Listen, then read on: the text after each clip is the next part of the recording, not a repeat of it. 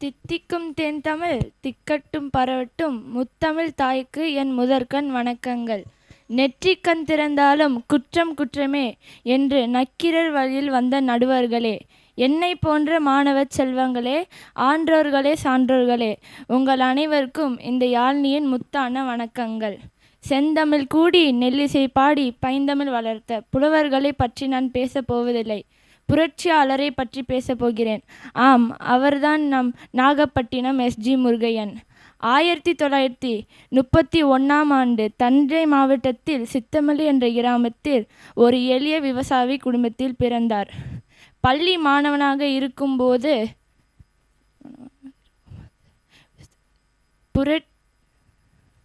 சுதந்திர போராட்டத்திலையும் மக்கள் பணியிலும் ஆர்வமாக இருந்தார். தனது நண்பர்களை ஒன்றிணைத்து வ.உ.சி. கழகம் என்ற அமைப்பை தொடங்கினார். பள்ளி படிப்பை பாதியிலேயே விட்ட இவர் 1955 நொச்சியூர் ஊராட்சியின் தலைவரானார்.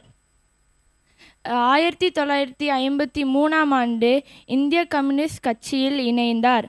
தனது ஊராட்சியான கோட்டூர் ஊராட்சியின் 8 உயர்நிலை பள்ளிகளையும் 48 தொடக்க பள்ளிகளையும் கொண்டு வந்தார். கிராம மக்களை ஒன்றிணைத்து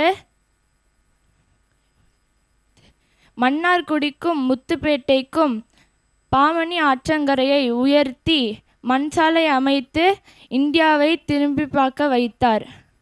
1977 நாகப்பட்டினம் நாடாளுமன்ற உறுப்பினரானார். கடைசி காலம் வரை குடிசை வீட்டிலேயே வாழ்ந்து வந்தார். தன் நாடுக்காகவும் மக்களுக்காகவும் மண்ணுக்காகவும் போராடின இவரை காலம் மிக விரைவாக அழைத்து கொண்டது.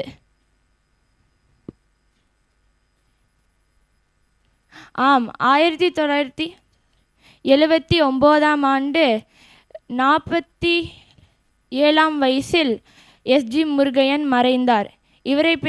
இவரை பற்றி பேச வேண்டும் என்றால் தாங்கள் தந்த நேரம் போதாது நடுவர்களே.